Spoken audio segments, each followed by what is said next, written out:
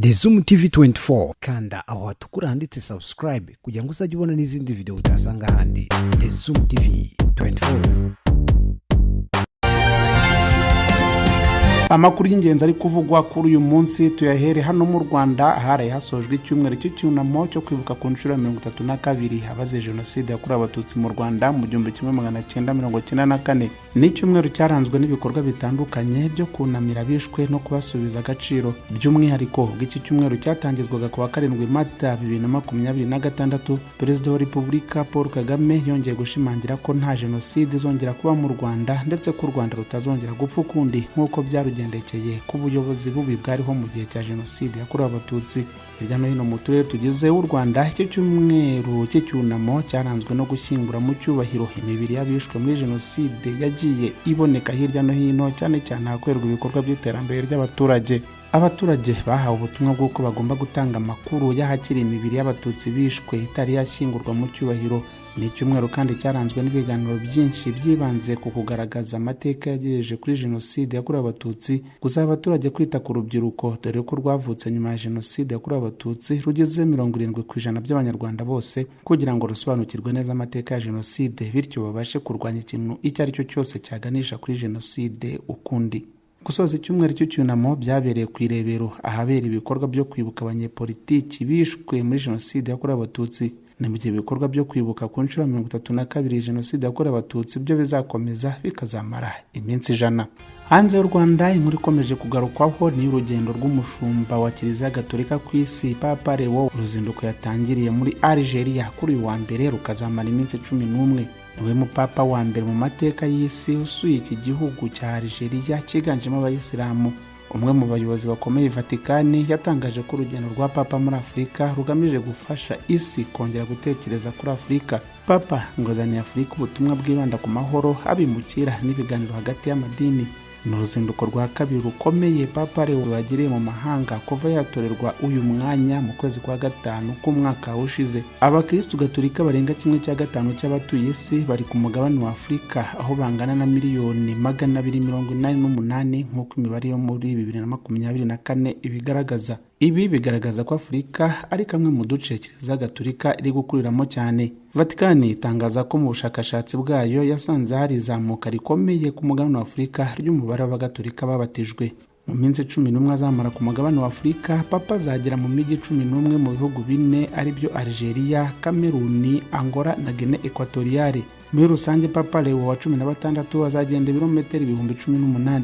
Bivugwa ko Papa Leo wa 16 yaje muri Algeria nubwo atari utuwe n'abagatolika benshi, ariko ngo niho Mutagatifu Augustine avuka, kandi Papa Leo wa 16 niwe mupapa wa mbere wo mu muryango ukurikiza inyigisho za Mutagatifu Augustine. Papa agomba gusura aho uyu Mutagatifu Augustine yavukiye mu gace kitwaga Hippo, ubu kakaba kitwa Annaba, ndetse anahasomera misa. Mu ijambo yagejeje ku bategetsi ba politiki bo muri Algeria akigeriyarije kuri uyu wa mbere, Papa Leo wa 16 yamaganye ihonyorwa ry'amategeko mpuzamahanga ndetse n'imyifatire iganisha ku bukoloni bushya bikomeje kugaragara mu isi. Papa yashimangiye ko Afurika izi neza ko abantu n'imiryango biryamira abandi bisenya isi. Papa kandi azanasura aha muri Algeria umusigiti mukuru wa Alger. Agomba kandi no gusengera kuri bazilika nkuru yitiriwe umubyeyi wa Afurika i Alger, n'ubundi ari kumwe n'abakristo n'abayisilamu. Nagera muri Cameroon, Papa Leo wa 16 azasomera misa y'amahoro n'ubutabera ku kibuga cy'indege. Cameroon imaze igihe yarazahajwe n'amakimbirane hagati y'abavuga Igifaransa n'abavuga Icyongereza. Imibare ya Loni igaragaza ko ayo makimbirane yamaze kugwamo abantu barenga 6,000 mu myaka ibarirwa mu binyacumi ishize, n'ababarirwa muri miliyoni bahunze ibyabo. Muri Angola, Papa Leo wa 16 azahasomera misa imbere y'abakristo basaga 200,000. Hagati ya 40% na 50% by'abaturage batuye Angola n'abagatolika. Naho muri Guinea Equatoriale azasura bwa nyuma, azasura ibitaro, gereza ndetse anahure n'urubyiruko muri iki gihugu kibarurwamo abakristo Gatolika babarirwa kuri 70% by'abatuye Guinea Equatoriale bose.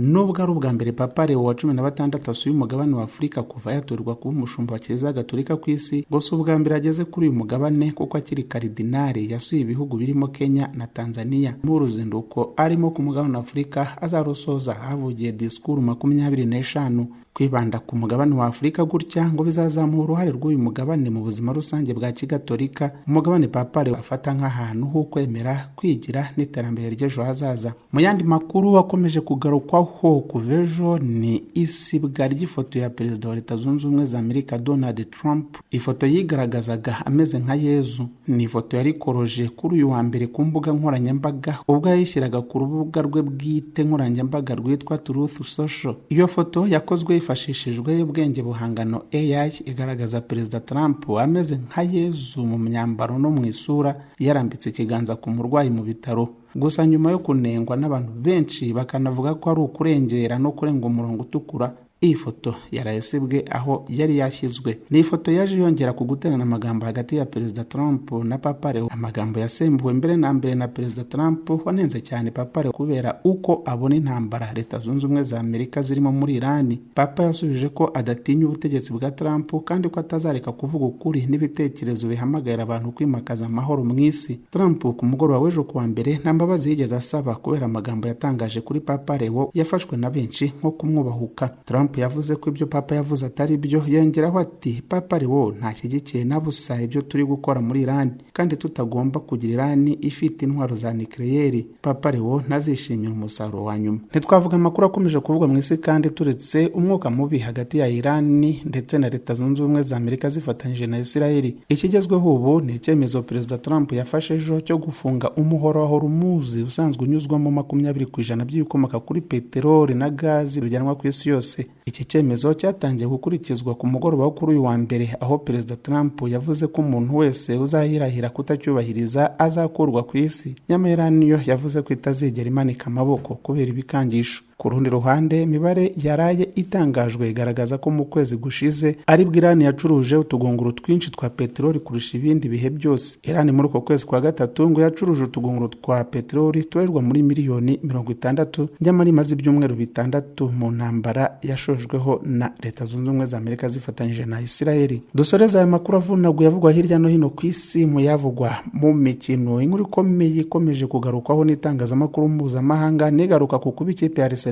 ishobora kubura igikombe cya shampiyona y'Ubwongereza yakozagaho imitwe y'intoki. Ni nyuma y'uko mu mpera z'icyumweru gishize iyi kipe yatsinzwe na Bournemouth ibitego 2-1 iwayo mu rugo, maze ibintu bikaza guhumira ku mirare ubwo ikipe ya Manchester City zanganiye iki gikombe yatsindaga Chelsea ibitego 3-0. Ikinyuranyo cy'amanota hagati y'aya makipe yombi cyahise kimanuka kigera ku manota 6.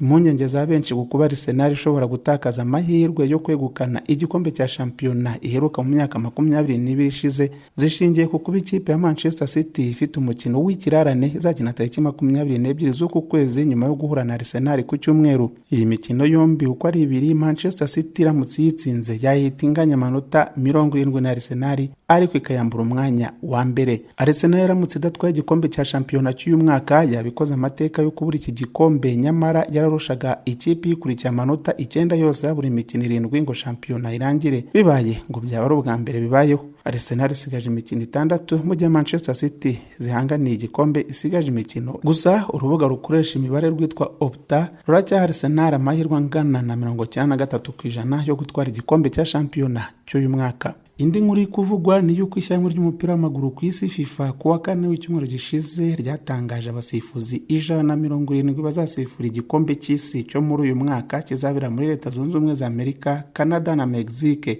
Aba basifuzi uko ari 170 barimo 52 bazasifura hagati mu kibuga, 88 b'igitambaro no kuvuga bo ku ruhande, ndetse na 30 bazaba bari ku ikoranabuhanga rya VAR. Uko ari 170 barimo 20 bonyine bo ku mugabane wa Afurika, nabo bagizwe na 7 bo hagati aribo Mustafa Gorbare wo muri Algeria, Pierre Acho wo mu Nyagabo, Amin Mohamed wo mu Misiri, Jalal Jayed wo muri Maroc, Dahan Beida wo muri Mauritania, Abongile Tom wo muri Afrika y'Epfo, ndetse na Omar Abdul Kadir Aritani wo muri Somalia. Abandi 11 nabo ku ruhande, nabo 2 gusa nabo ku ikoranabuhanga rya VAR. Muri abasifuzi nta munyarwanda n'umwe urimo.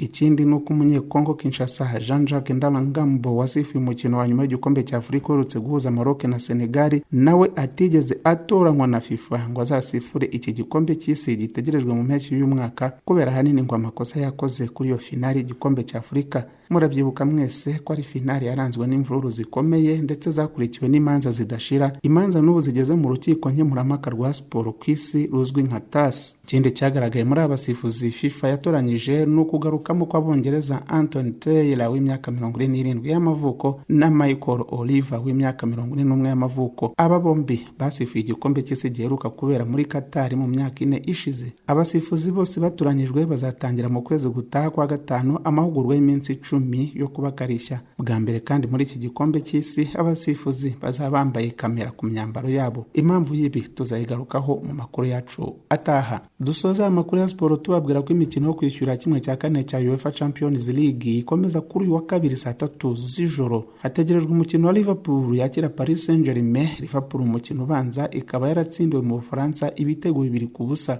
Umutaliyani rurangiranwa Maurizio Mariani niwe uzagusifura uyu mukino. Undi mukino w'ishiraniro urabuza Atletico Madrid yakira FC Barcelona. Mukino ubanza Atletico yatsiburiye Barca wayo ibitego 2-0. N'umukino uzagusifurwa n'Umufaransa Clément Turpin. Na dusoreje aya makuru avunagwe yavugwa mw'isi muri aka kanya. Tongera dusubire mu masaha ya nyuma ya saa 6. Njyewe Dafrodis Muhiri. The Zoom TV 24 kanda aho hatukura handitse subscribe kugira ngo uzajye ubona n'izindi video utasanga handi. The Zoom TV 24.